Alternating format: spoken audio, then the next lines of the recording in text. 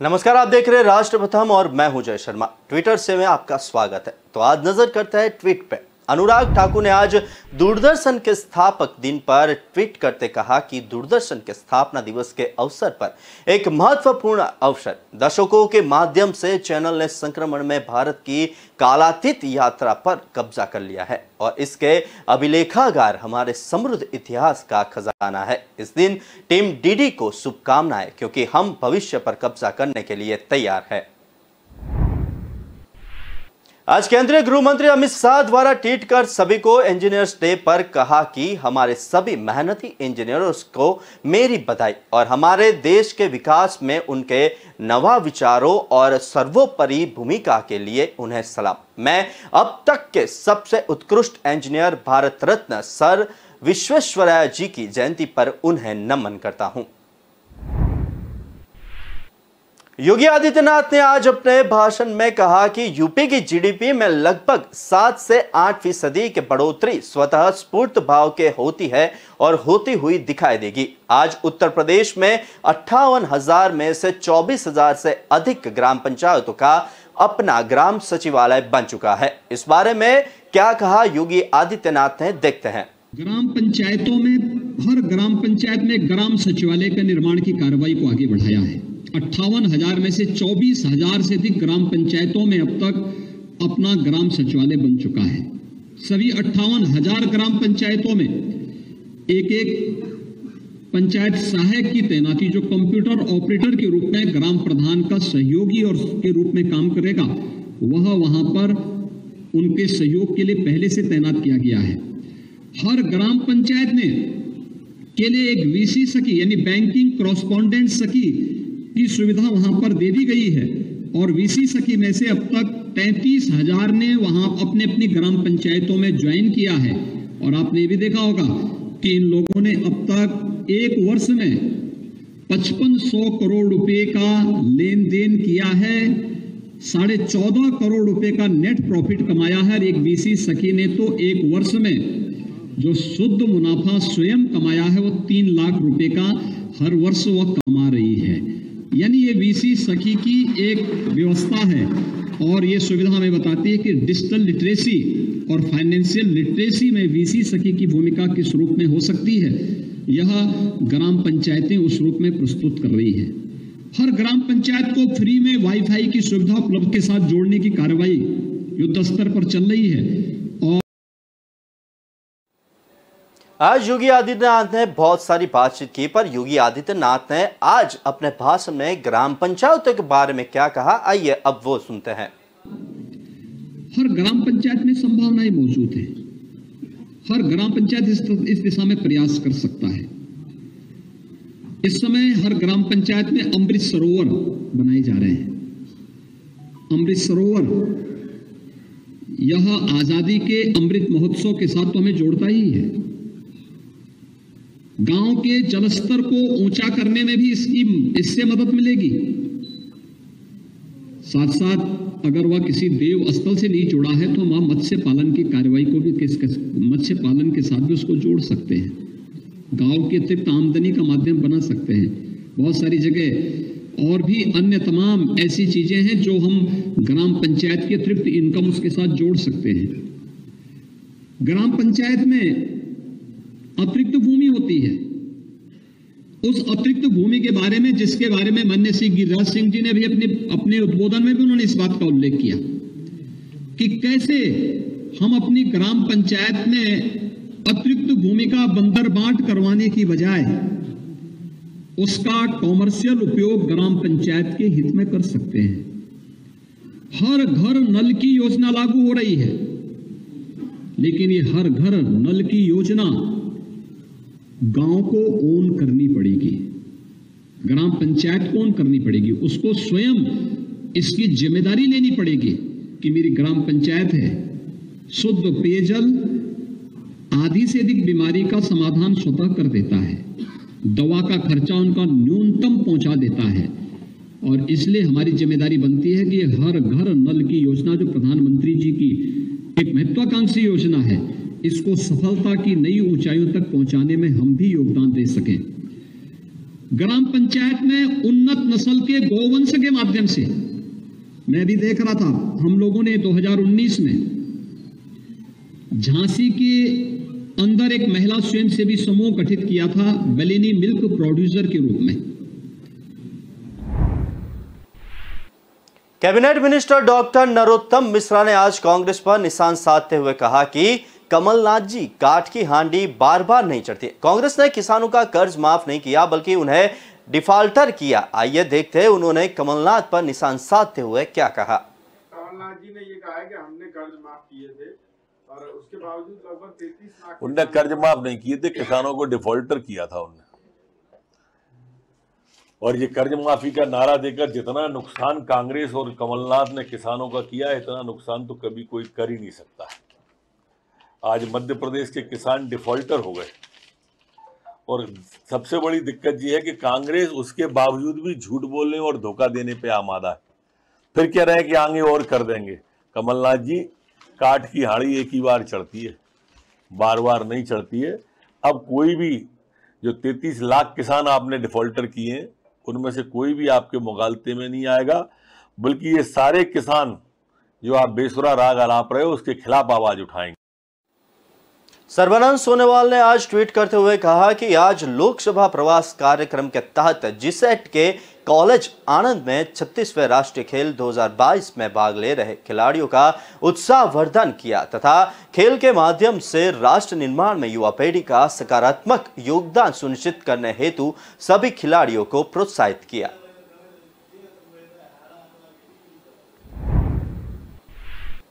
CMO Gujarat ने आज tweet कर बताया कि मुख्यमंत्री भूपेंद्र पटेल ने गुजरात की जीवादोरी समान नर्मदा योजना के सरदार सरोवर बांध के 138 मीटर के ऐतिहासिक स्तर पर पहुंचने के गौरवपूर्ण कार्यक्रम में भाग लिया और नमामि देवी नर्मदा का जाप कर मां नर्मदा को प्रणाम किया।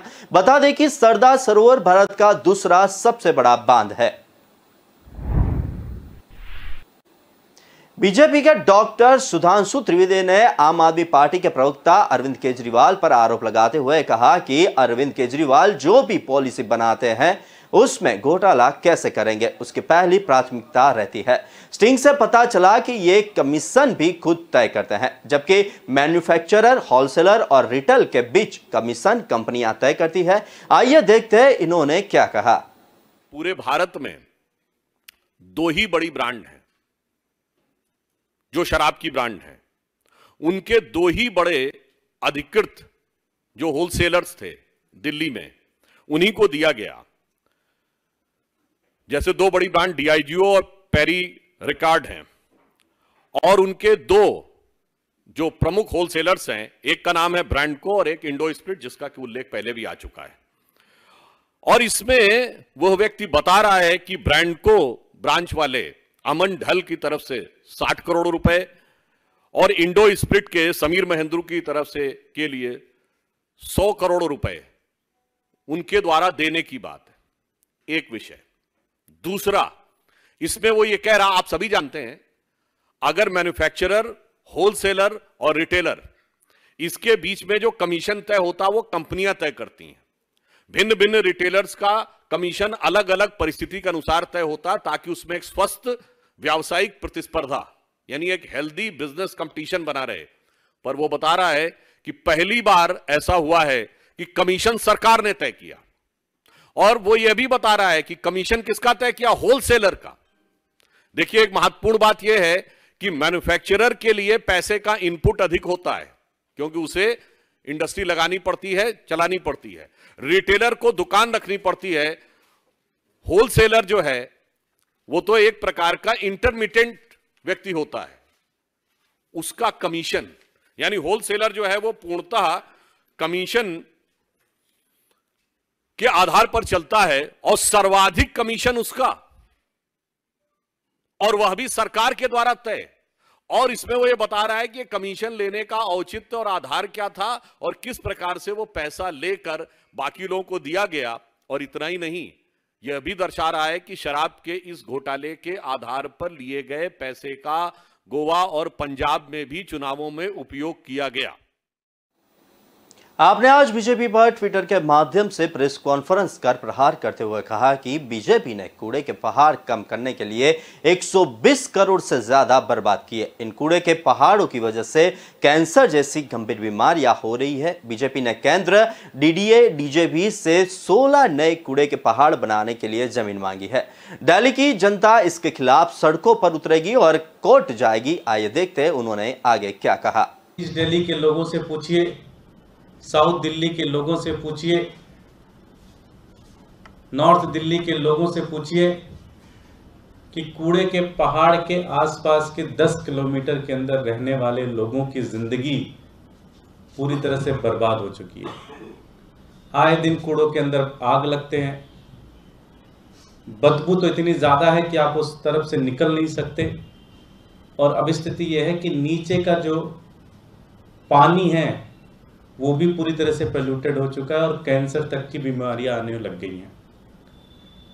आज दिल्ली के अंदर मात्र 3 कूड़े के पहाड़ हैं और दिल्ली वालों का जीना दूभर हो चुका है। आप सोचिए, अगर भारतीय जनता पार्टी अपने मकसद में कामयाब हो गई तो दिल्ली के अंदर अगले कुछ महीनों के अंदर 16 नए कूड़े के पहाड़ बनके तैयार होंगे। 16 नए कूड़े के पहाड़। और ये ऐसा नहीं कि किसी एक एरिया में होने वाले, ये पूरी दिल्ली के अंदर। इन्होंने डीडीए से भी लैंड मांगा है, इन्होंने ड्यूसिप से भी लैंड मांगा है, इन्होंने जल बोर्ड से भी लैंड मांग रहे हैं। ये सबसे सेंट्रल गवर्नमेंट को भी इन्होंने पत्र लिखा है और जगहें मांग रहे हैं। जगहों के ऊपर इन्होंने कई सारी जगहों पर इन्होंने काम भी शुरू कर दिया है और इनका मकसद ये है कि अगले 2-4 महीने के अंदर पूरी दिल्ली के अंदर 16 से ज्यादा कूड़े के पहाड़ नए तैयार किए जाएं। दिल्ली की जनता इसका विरोध करती है। अरविंद केजरीवाल द्वारा ट्वीट कर सभी देशवासियों को बताया गया कि 28 सितंबर को शहीद आजम भगत सिंह की जन्म जयंती है। अमर शहीद भगत सिंह जी ने देश के लिए अपने प्राण न्यौछावर कर दिए थे। उनकी जयंती पर आइए हम सभी देश के लिए कुछ करें, रक्तदान कर जरूरतमंदों की मदद करें। देश भर के युवाओं से अपील, रक्तदान शिविर लगाएं। जो ब्लड डोनेट कर सकते हैं वो जरूर करें। मेरी हर भारतवासी से अपील है, इस बार 28 सितंबर को ब्लड डोनेट जरूर करें।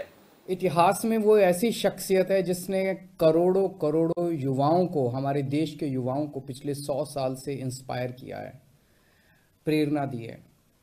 23 साल की उम्र में उन्होंने देश के लिए सबसे बड़ी कुर्बानी दी।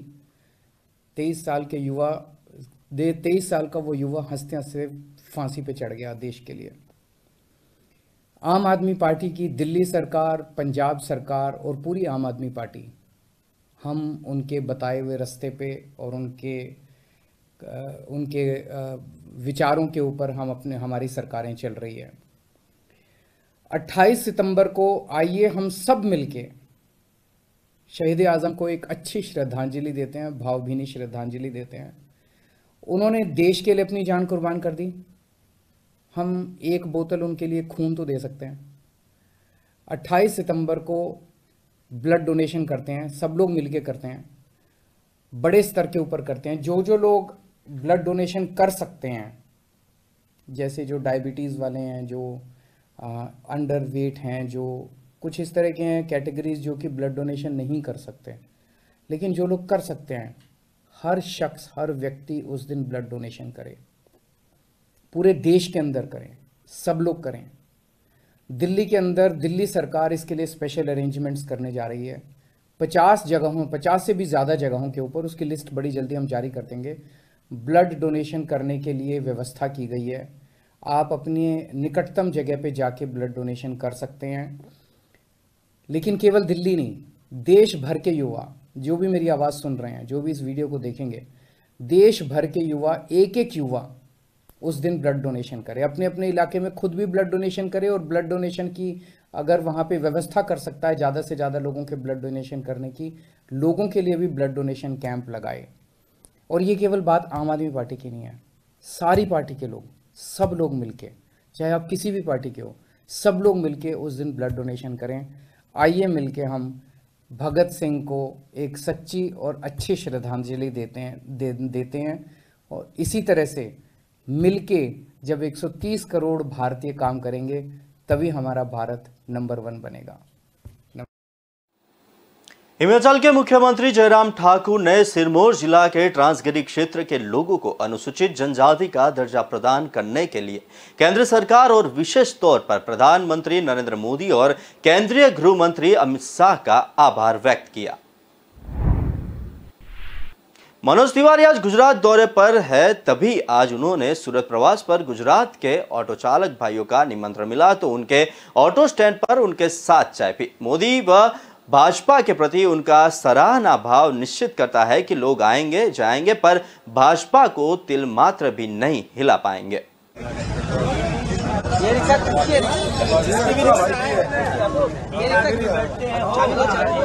आदमी की 4 आदमी 3 आदमी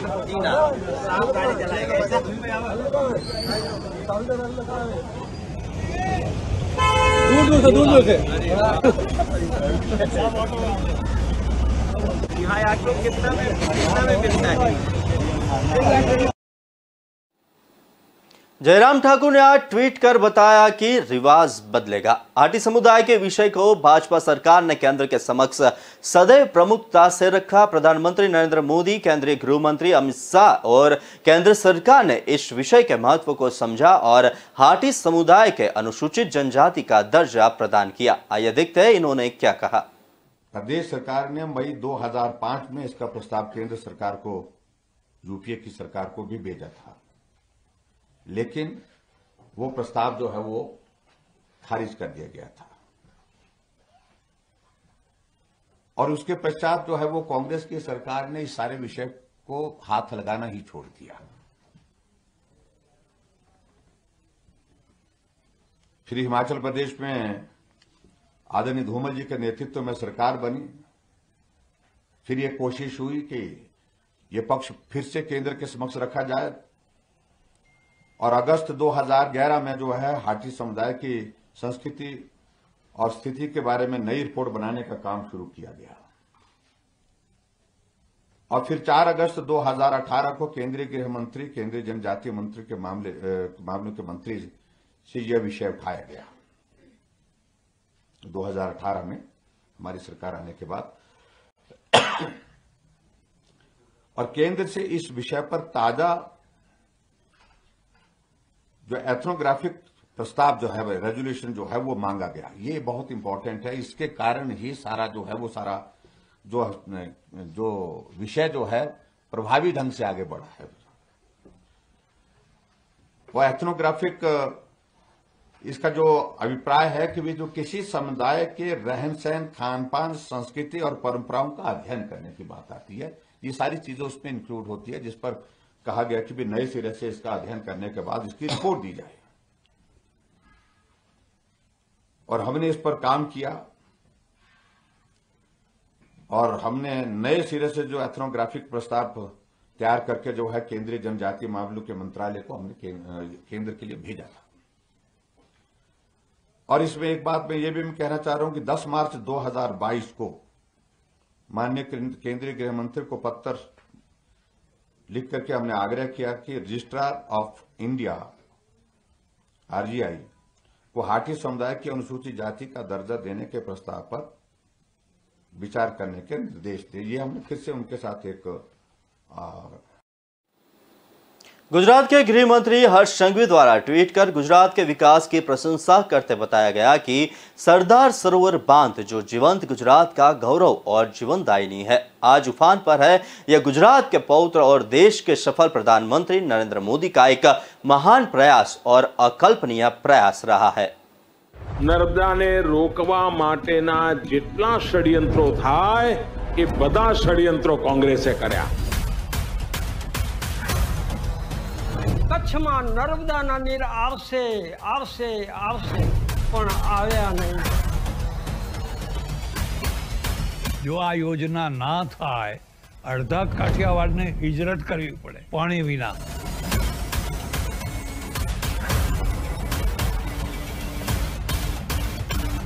પહેલા પાણી જ નહોતું અમારા ગામમાં, એટલે એ નદીમાંથી જઈને પાણીના વીણામાંથી વાટકેથી પાણી ભરતા। પાણી કુવામાં ફૂટી જતું હતું। 3-4 કુવા રખડતા તો અમને પાણી મળતું હતું.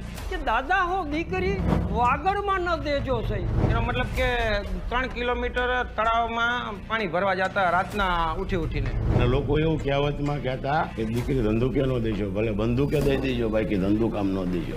જો આનો ઉકેલ ન આવે તો ગુજરાત પાણીની ગંભીર મુશ્કેલીમાં ખૂબ હેરાન થાય. અને એ વિઘ્નને દૂર કરવા માટે એ ઉપવાસ ઉપર ઉતર્યા અને મને પણ સાથે બેસાડ્યો. જેમ ભગીરથી મુનિએ પૃથ્વી ઉપર ગંગા લાવ્યા તેવી જ રીતે નર્મદાના નીર નરેન્દ્ર મોદી સાહેબ કચ્છમાં લઈ આવ્યા. અને સમાચાર મળ્યા, તમારી વાત સ્વીકાર કરી લીધી છે, ડેમ ઊંચો કરવામાં આવશે. એટલો આનંદ થયો, જાણે દિવાળીનો ઉત્સવ હોય એટલો આનંદ થયો બધાને. અમારા કચ્છ જેવા સૂકા પ્રદેશમાં નર્મદા આવી ગઈ પછી તો ખેડૂતોને અને બેન દીકરીઓને બહુ લીલા લહેર છે. ખેડૂતો 3 પાક લેતા થઈ ગયા છે, પ્લસ બેન દીકરીઓને બેડામાંથી મુક્તિ મળી. છેલ્લા 5 વર્ષથી ખેડૂતોને એવી પિયત થાય છે, આ જીરો, એરંડા, કપાસ, રાયડો એ બધા પાક અમે લઈ શકીએ છીએ. આજે 920 ગામડાઓ છે, ગામડે આજે પાણી નર્મદાનું જે પહોંચવાનું હતું એ બધું પહોંચી ગયું છે. અને એ નીર આ મોહમ્મદ હોય કે મોહન હોય એ પીએ છે. ખરેખર આ સરદાર સરોવર જે આજે છલકાઈ રહ્યું છે એમાં નરેન્દ્રભાઈ મોદીનો ખૂબ મોટો પુરુષાર્થ છે અને ખૂબ મોટો હાથ છે.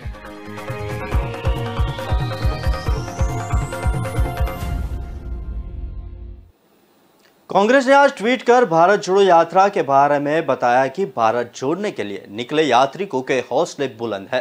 ना आंधियां रोक पाएगी ना रोक पाएगा तूफान. अब एकता के सूत्र में जोड़ेंगे सारा हिंदुस्तान. साथ ही में उन्होंने कुछ कार्यकर्ता का हौसला बताते हुए एक वीडियो भी जारी किया.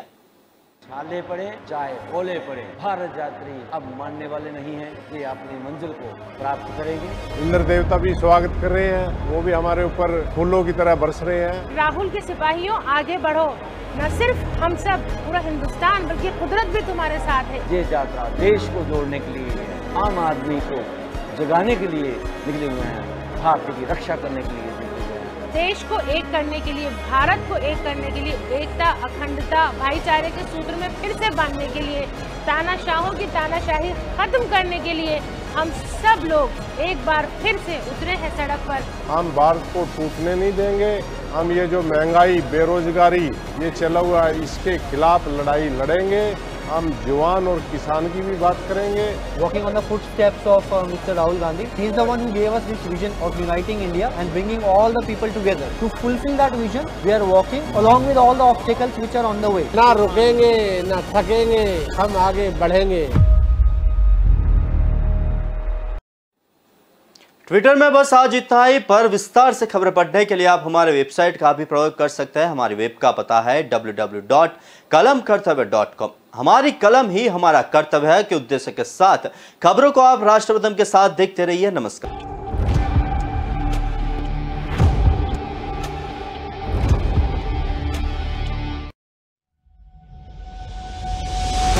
लहरों से